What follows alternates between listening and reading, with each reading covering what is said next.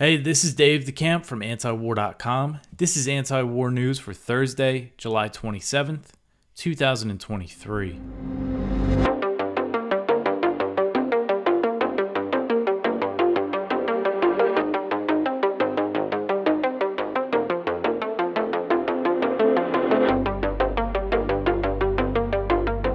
All right, the first story at the top of antiwar.com today. The U.S. says that the main thrust of Ukraine's counteroffensive has started. So U.S. officials told the New York Times on Wednesday that the main thrust of Ukraine's counteroffensive has begun, while the U.S. military reported a massive Ukrainian tank attack in the southern Zaporozhye Oblast. So unnamed Pentagon officials told the Times that Ukraine has poured in thousands of troops who are being held in reserves to the front lines, and most of these troops have received NATO training in European countries ahead of the Ukrainian counteroffensive.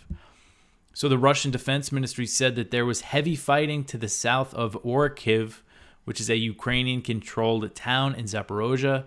A Russian Defense Ministry spokesman said that Ukrainian forces carried out a massive attack by 3 battalions reinforced by tanks. He said, quote, "All of the Ukrainian army's attacks were repelled by courageous and professional actions," end quote. He also claimed that Russian forces destroyed 22 tanks, 10 infantry vehicles, and an armored combat vehicle, and over 100 Ukrainian personnel.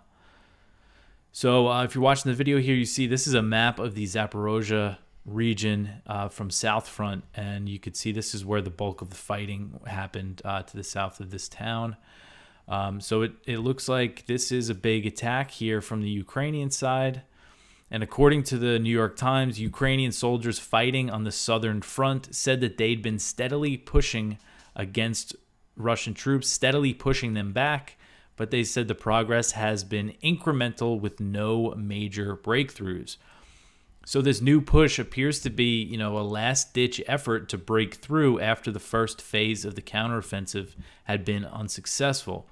Ukraine's goal is to sever the land bridge that Russia has secured from Crimea to the Russian mainland. And Ukrainian officials are telling the U.S. that the new operation could take 1 week to 3 weeks if it is successful. A U.S. official told the New York Times that this is the big test. So the U.S. is kind of banking on this succeeding, or at least the Ukrainians are. And, as we know from what I've been covering lately, Ukrainian success seems unlikely. The Wall Street Journal reported over the weekend that Western officials did not believe Ukraine had enough weapons or training in the first place for this counteroffensive to dislodge Russian forces. And leading up to the counteroffensive, the Discord leaks media reports have showed us that the U.S. did not think Ukraine could regain much territory. But this kind of signals that this counteroffensive only has a few more weeks left. And, unless they do really break through, which again seems unlikely, it's not clear, what's going to happen after that next few weeks. I'm not sure if Russia is planning some kind of offensive, once this, Ukrainian counteroffensive is over, or if they're just going to kind of dig in more, or what the situation is. But it could be a pretty pivotal next few weeks. All right, the next one here, the Ukrainian SBU takes credit for last year's Crimea bridge bombing. So on Wednesday, the Security Service of Ukraine, the SBU, took responsibility for the October 2022 truck bombing of the Crimean bridge that connects Crimea to the Russian mainland. While it's been clear that Ukraine was behind the bombing, which killed 3 people, Kiev has not officially taken credit. SBU Chief Vasyl Malyuk made the comments during an appearance on television where he was unveiling a new SBU postage stamp with the head of Ukraine's National Postal Service, which is Igor Smolyansky. So Malyuk said, quote, "There were many different operations, special operations. We'll be able to speak about some of them publicly and aloud after the victory. We will not talk at all about others. It is one of our actions, namely the destruction of the Crimean bridge on October 8th last year," end quote. So in a clip posted on Twitter of this television appearance, appearance. The head of Ukraine's National Postal Service, he's standing next to the SBU chief, and he's wearing a T-shirt with a picture of a freight train burning on the Crimean Bridge after the October 2022 bombing. And in the aftermath of the incident, Ukraine's National Postal Service released stamps commemorating the attack. And I put a picture in here in the story that shows this is like a collection of these Crimean Bridge bombing stamps that are being sold on the Ukrainian Postal Service's website. So, it was very clear, who was behind it initially, but again, they haven't taken credit until now. So the October 2022 attack on the Crimean Bridge led to a major escalation of the war. Russia responded by starting large-scale missile and drone strikes on Ukrainian infrastructure, and that has become common now, that these Russian bombardments, and it made for a miserable winter for Ukrainians, because they were a lot of them were without heat and electricity. So the bridge was targeted again earlier this month, and that attack killed 2 people and injured their young daughter. I believe she was 14 years old. And Ukraine has not officially taken credit for the latest Crimean Bridge bombing, but again, it's very clear that, it was Ukraine, and Ukrainian officials speaking to the media, speaking anonymously, have said that it was a joint operation between the Ukrainian Navy and the SBU, and they did it with a drone, like a boat drone. All right, the next one here, this one is from Kyle Anzalone over at the Libertarian Institute. NATO to increase air patrols in the Black Sea. So the North Atlantic Alliance will step up its aerial surveillance of Russian activity in the Black Sea as tensions in the region rise. Moscow recently withdrew from the Black Sea grain export agreement and warned that it would consider civilian ships potentially carrying military supplies to Kiev. On Tuesday, at a meeting of the NATO-Ukraine Council, Alliance head Jens Stoltenberg announced the increase in Black Sea operations. He said, quote, Russia's actions also pose substantial risks to the stability of the Black Sea region, which is of strategic importance to NATO. Allies are stepping up support to Ukraine and increasing our vigilance. We remain ready to defend every inch of Allied territory from any aggression, end quote. In a press release, NATO explained that the increased vigilance will come in the form of spy plane and drone flights. The statement said, quote, NATO and allies are stepping up surveillance and reconnaissance in the Black Sea region, including with maritime patrol aircraft and drones, end quote. Stoltenberg went on to attack the Kremlin for withdrawing from that grain agreement. And again, Russia says they pulled out because they weren't happy that the UN and the West didn't live up to its end of the deal, which was to make it easier for Russia to export grain and fertilizer. So this is, the Black Sea is always kind of a potential area, potential flashpoint for a conflict between the U.S. and Russia, NATO and Russia. If you remember, not that long ago, a American drone was downed after an encounter with Russian fighter jets. So, something like that happens with 2 manned jets. Say if it was an American pilot that was in there and the plane went down, that could really spiral into something really quickly. And there is a lot of encounters still between Russian and NATO aircraft, not just over the Black Sea, but in the Baltic Sea as well. So there's always this risk of these encounters turning, going south. And speaking of which, the next story here is another one from Kyle about yet another encounter between Russian jets and American drones over Syria. So Russian fighter jet hits American drone with flare for a second time in a week. So for the second time this week, unnamed American officials say that a U.S. drone was struck with a flare dropped by a Russian jet in Syrian airspace. During recent months, American and Russian aircraft have increasingly engaged in hostile encounters in Syrian skies. So the AP reported that 2 unnamed U.S. officials said the drone was struck by a flare on Wednesday. White House Press Secretary Karine Jean-Pierre did not confirm that the drone was hit, but she did say the American aircraft was engaged in a close encounter with a Russian plane. So on Tuesday, this is 2 days in a row that the U.S. is saying, one of its drones was hit with a Russian flare. So it's just an area to keep an eye on. All right, the next one here. Blinken slams China as predatory in Tonga visit. So Secretary of State Antony Blinken visited the Pacific island nation of Tonga for the first time on Wednesday and took aim at China, blasting Beijing's activities in the region as predatory and problematic. He said at a joint press conference with Tonga's prime minister, quote, "As China's engagement in the region has grown, there has been some, from our perspective, increasingly problematic behavior," end quote.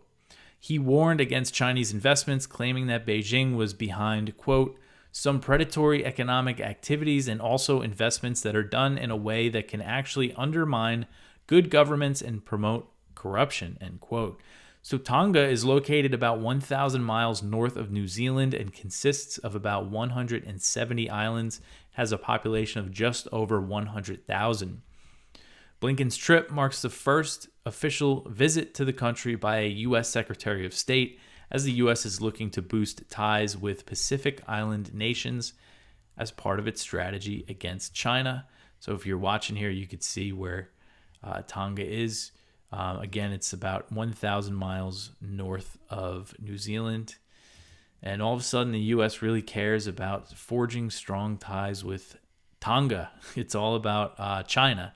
So during his visit, Blinken dedicated a new U.S. embassy in the country, and his trip came after the State Department told Congress that it was planning a massive increase of diplomatic personnel at new Pacific Island embassies. The U.S. Indo-Pacific strategy released in February 2022 calls for the U.S. to expand its diplomatic and military presence in the Pacific Islands and Southeast Asia. China has warned against the strategy, comparing it to NATO's buildup near Russia and saying that it could cause a Ukraine-style tragedy. So a pretty explicit warning there from China. So Blinken's in New Zealand now. He's touring the region. He was over in Tonga. Now he's in New Zealand, and he's heading to Australia, where him and Secretary of Defense Lloyd Austin are going to meet with their Australian counterparts. They have all sorts of deals in the works with AUKUS. You know, they're trying to sell them nuclear-powered submarines. It's the first step in getting nuclear-powered submarine technology in Australia's hands. And as part of that, you know, the U.S. is also going to station more bombers in Australia and just overall build up. And another part of this, you know, strategy is that the U.S. recently signed a deal with Papua New Guinea that's going to give the U.S. military access. And, you know, U.S. military leaders have said explicitly that what they're trying to do is create more targets for China to have to hit in a war. So Papua New Guinea, you're going to become a target in, you know, a future war between the U.S. and China. Tonga is just an embassy. There's no military agreement there or anything. But, you know, all these places, Marshall Islands, Micronesia, Guam, of course, which is, you know, U.S. territory, the Philippines. You know, if war breaks out, they're all going to have targets on them because our U.S. military assets are located there. In Australia, of course, as well. All right, the next one here. The U.S. tests a cargo plane missile system in the Pacific in a message to China. So the U.S. Air Force tested a new missile system in the Pacific that gives cargo planes the ability to launch long-range cruise missiles that are normally fired by large bombers. So the system is known as the Rapid Dragon. It allows C-130 and C-17 cargo planes to drop a missile contained in a pallet with a parachute. So then something in that pallet, you know, the missile fires out of there. And the Rapid Dragon was tested by the U.S. near Norway last year. And when they did that test, a U.S. military official described what they did as an intentional provocation aimed at Russia. That was the quote from the U.S. military official in Europe. So this latest test of the Rapid Dragon obviously was aimed at China, as it was conducted during these exercises known as the Mobility Guardian 2023 drills. They were held across the Indo-Pacific. That's the term for, you know, a region that stretches from India to Hawaii. So it's a pretty large swath of the world, and it's not clear exactly where the missile was launched. These exercises involved military detachments from Australia, Canada, France, Japan, the UK, and New Zealand. So if you see the picture here, this is what it looks like. This is from the test last year. this pallet with a parachute on it has a missile. And General Mike Minihan, who's the head of Air Mobility Command, who led these drills, said that the Rapid Dragon system means U.S. cargo planes could be just as much of a threat as bombers. He said, quote, "Now the adversary has an infinitely higher problem to worry about. They don't need to worry just about the bombers. They have to worry about this C-130 and every other C-130 on the planet. C-130s can do it. All of our partners and allies fly them, so you can give the adversary an infinite amount of dilemmas that they need to worry about," end quote. So Minihan is a 4-star general. He made headlines earlier this year when he predicted in a memo to his officers that the U.S. and China will be at war by 2025. And that memo is just one of many examples of how U.S. military leaders are preparing for a direct war with China openly. Not a proxy war like they're fighting against Russia and Ukraine. They're talking about a direct conflict. It doesn't seem like they even take into account the risk of nuclear escalation. You never hear them talk about it. But that's the plan over there in the Pacific. All right, so the next one here, U.S. sanctions impeded earthquake rescue in Syria. So a Life Savings United Nations mapping system to coordinate rescue efforts was blocked in Syria by U.S. sanctions following a devastating earthquake that hit Syria and Turkey on February 6th. And this is according to a report from Middle East Eye. So this system is known as the INSARAG Coordination and Management System, the ICMS.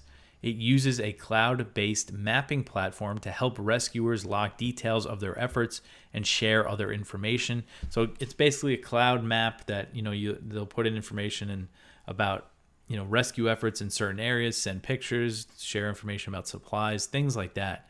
So the mapping platform that the ICMS uses is called ArcGIS, which is provided by a California-based company, the Environmental Systems Research Institute, and this company's website says that its technology is prohibited in Cuba, Iran, North Korea, Syria, Russia, and Belarus due to U.S. sanctions.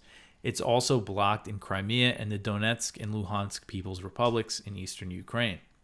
Rescuers could use the ICMS in neighboring Turkey, but the service was blocked in Syria during the first, critical days of rescue operations.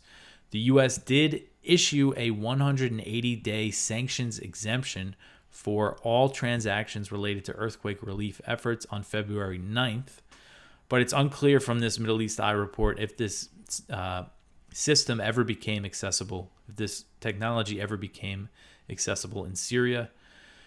And U.S. sanctions are also impeding Syrian efforts to rebuild earthquake-damaged cities, as they are specifically designed to prevent Syria's reconstruction after 10 years of war. Blinken has said that it's U.S. policy to oppose the reconstruction of Syria. So it's a very cruel policy. And while these U.S. sanctions technically have exemptions for humanitarian goods and services, the situation in Syria demonstrates how companies typically cut off all services with sanctioned countries because they don't want to risk violating sanctions. They just don't want to deal with it. And we see this time and time again in these sanctioned countries. Yet the U.S. claims, oh, no, there's these exemptions. We're not trying to hurt people, but sanctions do hurt people, especially if you're trying to prevent a country from recovering from a war. I mean, it's really, again, just a cruel policy. So this Middle East Eye report said that the ICMS is also inaccessible in Iran, and Iran is a very earthquake-prone country. So it could, if there's an earthquake there, it could impede their rescue efforts there as well. So like in other nations, U.S. sanctions on Iran have had devastating impact on the country's civilian population. I just put in an example. UN experts said earlier this year that the U.S. and other Western sanctions are causing more deaths of Iranians with a congenital blood disorder that requires specialized medicine. They can't get the medicine. They can't get the ingredients to make the medicine. Again, another example, they might technically have exemptions for medicine, yet there's medicine shortages and people are dying because of it. And this is just the reality of sanctions. So this idea that sanctions are some sort of peaceful alternative to war is not the case. And in all these countries, there's, thriving black markets as a result of this. And, it's the people in power that benefit from that, not the regular people. So it just creates all sorts of, a mess in these countries. But it doesn't matter. The U.S. just keeps increasing sanctions all over the world. All right, the next one here. U.S. Marines activate the first INF-Banned missile battery. So the U.S. Marine Corps has activated its first Tomahawk cruise missile battery, which is a system that was previously banned by the Intermediate Range Nuclear Forces Treaty, that's the INF Treaty, which the U.S. withdrew from in 2019. So the INF banned ground-launched missile systems with a range between 310 and 3,400 miles. The new Marine Corps missile battery will use Tomahawk missiles with a range of about 1,000 miles. So the battery is the first of 4 batteries called the long-range missile batteries that the Marine Corps plans to procure. This was activated at a base in California, but they're likely going to be eventually deployed to Japan or in other areas in Asia where missiles can reach China. That's the whole idea. They're developing this to put them along what they call the first island chain, which includes Japan, so they can target China with these missiles.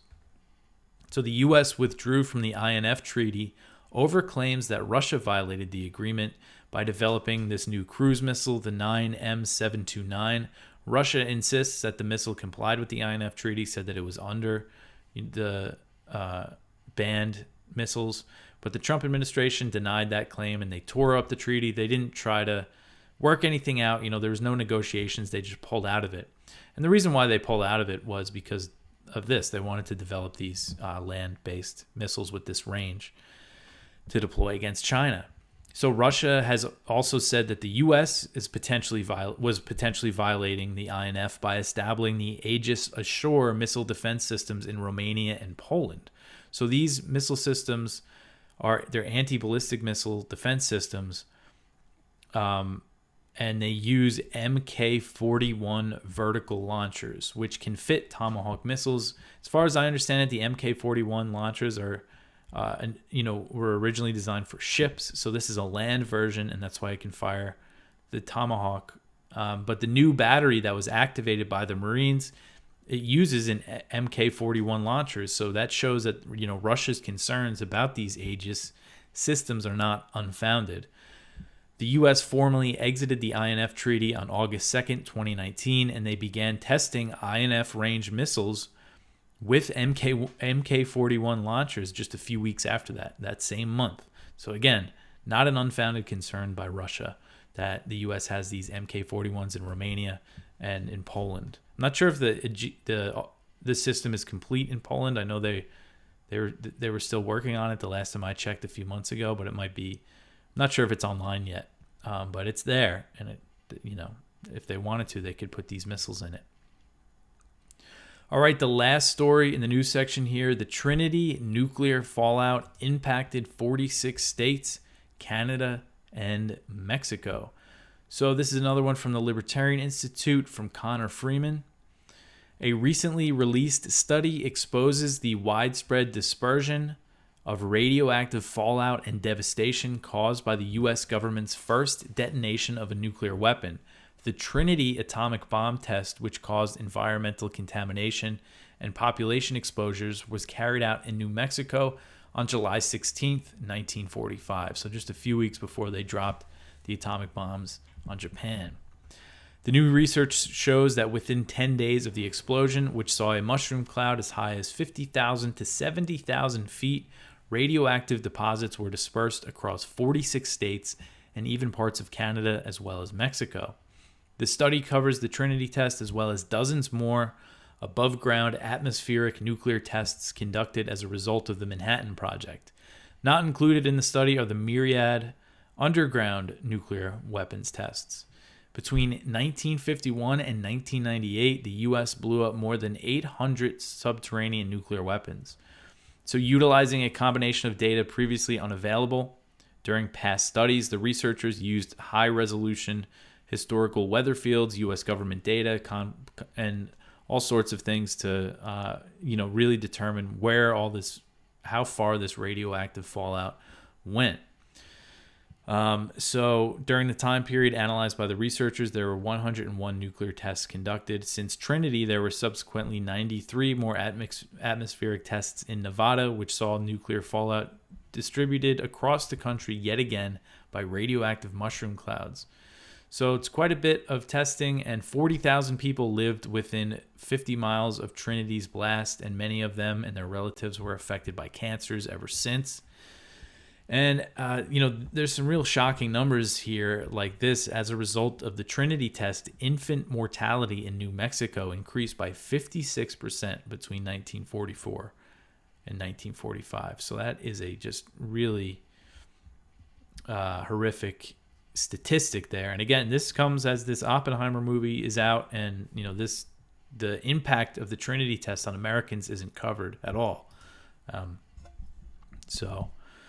All right, that's it for the news for today. Go check out our Viewpoints. We have one from William J. Astore, The Russia-Ukraine War and the Management of Expectations. One from Ted Snyder, Russia Won't Renew International Grain Deal, Some Context.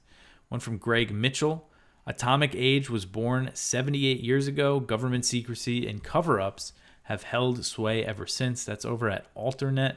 One from Daniel Larison at Responsible Statecraft. Did the U.S. know the Ukraine offensive might fail, and if so, when? And our spotlight is from Representative Warren Davidson at the American Conservative, titled Define the Mission in Ukraine. And he's the one, he put an amendment to the NDAA that said that the Pentagon and the White House should, tell us what their goal is in Ukraine, craft some sort of strategy, define what the mission is, and it failed pretty miserably. I mean, it just seems like such a reasonable thing to ask is, what are we doing in Ukraine? What's the point? But no, they don't want to define it. All right, that's it for me for today. You could always support us at antiwar.com/donate, like and subscribe on YouTube or Rumble, Odyssey. Share the show around. Tell your friends about antiwar.com. I'll be back tomorrow. Thanks for listening.